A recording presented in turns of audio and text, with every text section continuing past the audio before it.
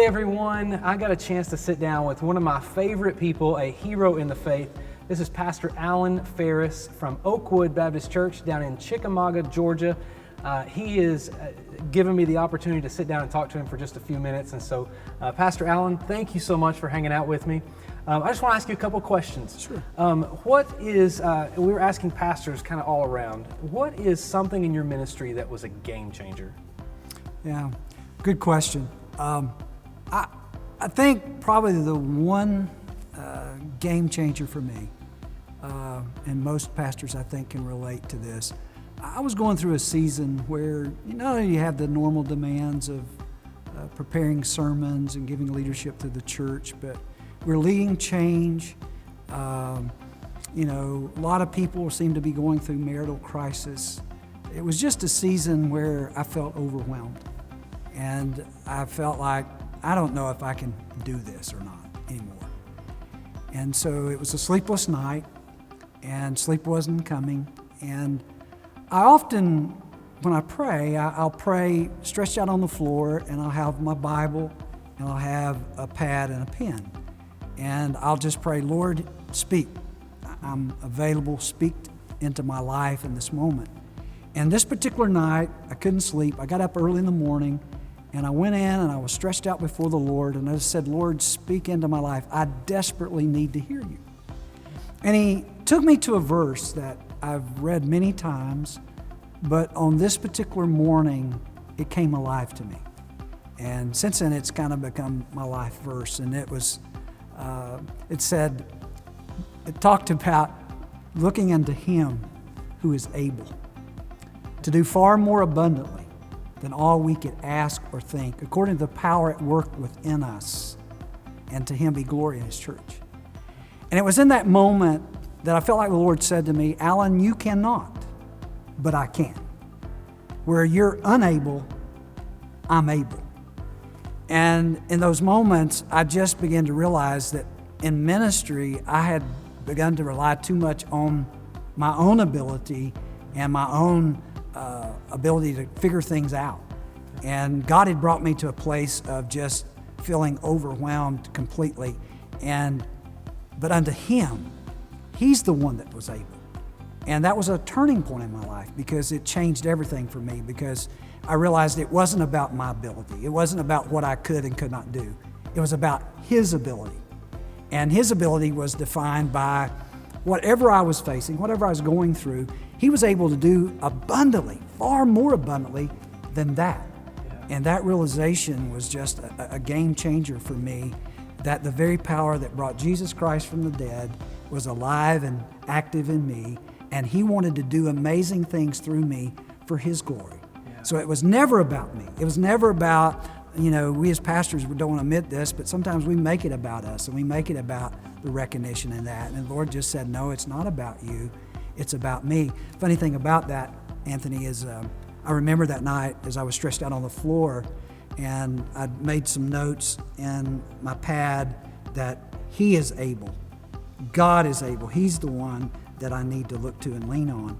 And I continued to pray, and I went to sleep. And I woke up and I felt so guilty, because I'm Peter. I can't even pray with the Lord. I went to sleep. It was like in that moment, the Lord spoke to me and said, you shifted the responsibility from you to me, and I've given you rest, and you have been able to go to sleep. Yeah. And it was just a life-changing moment for me to realize that I needed to shift that off of my shoulders onto His shoulders, because He was able. Yeah. And that verse has meant the world to me ever since. That it's not about my ability, it's about His ability. It's really about my availability. Yeah. And the reason being is God wants to get glory through me, and He does that through my weakness. Yeah. When I rely on His strength. Yeah, that's good. That makes me want to preach. I don't know. Have at it. That's exciting. This month for Next Level Pastor for our community, we're talking about just victory. And when I say the word victory, what comes to your mind in your relationship with the Lord or the church, or what does victory play a role in ministry for you? Yeah, when you say victory, to me right now, it speaks about the power of the gospel. The Lord has just really been doing a work in my life through COVID and just helping me think through how we need to recover the gospel in the life of the church. And the gospel is the power of God unto salvation. And for me, victory is seeing someone dead come to life. Yeah. And in our church, we really try to celebrate baptism and talk about every time we see that, we're seeing God bring someone from death to life. And to me, the greatest victory of all is when God takes a life, or He takes a marriage, and He brings one that's dead back to life. That's victory. Yeah, absolutely.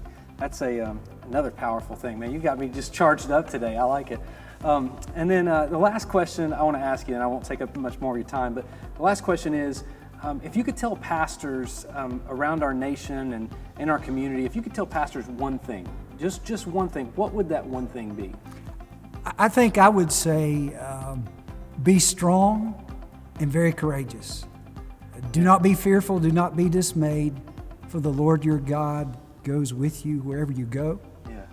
I think as we're hopefully coming out of COVID, cultural Christianity was kind of dying out anyway. We're seeing COVID, I think, do a closing number on that act. Yeah. But I think the church today more than ever needs courageous, strong leaders. Yeah. To take advantage of this moment in time. I think about that verse, Anthony. Sometimes as pastors, I think right now is kind of one of those moments, who's coming back, who's not coming back. Yeah. What's finances going to be on the other side of this, and what's the ramifications going to be? And I think about Joshua, who's there, and the Lord comes and says, Moses is dead. And now you're going to lead these people, all these people across the Jordan River. And here he is, following in the footsteps of undoubtedly one of the greatest leaders ever, who had been unable to lead the people into the promised land. Yeah. And the first assignment is, Joshua, you're going to take them in. Yeah. And I think he had to be very fearful in that moment. And the Lord just 3 times said, be strong, be very courageous. Don't look to the left, don't look to the right. Yeah. Don't be fearful, don't be dismayed. You're going to lead these people in. And I think right now, I would say to any pastor, any leader, be strong and courageous. Our churches need us to lead them in this moment of uncertainty. They need us to lead them to be a part of the solution in this moment of great crisis in our nation. Yeah. And so I would just say, if there ever was a time for you to focus your eyes on Jesus and be strong and courageous, it's now.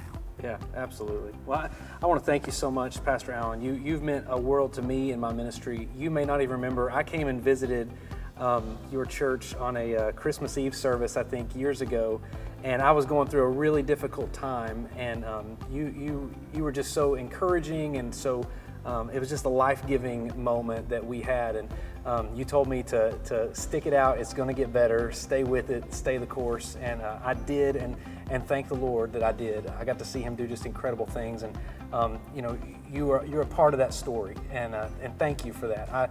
I encourage every single pastor out there to find an Alan Farris to pour into their life and to just encourage them and keep them going. And the Alan Farris is out there, those that have young ministers that come into their life to encourage and to help equip. It's made a difference in me. You're one of my game changers, and so thank you for that. I don't know that I've ever told you that, so that was just a spur of the moment thing, but thank you for the ministry that you've had in my life, and I know for those in this community, and I'm excited to keep watching and seeing what God's doing in your life, and seeing how He continues to bring young men in your life, and that you can pour into them and encourage them and give them that word that they need as they are showing up each and every week to be a part of your services and what happens. So thank you very much for all that you do. And so thank you all. Encourage somebody. Go and encourage a pastor, and let us know how Pastor Allen has encouraged you today. And we look forward to seeing you next time.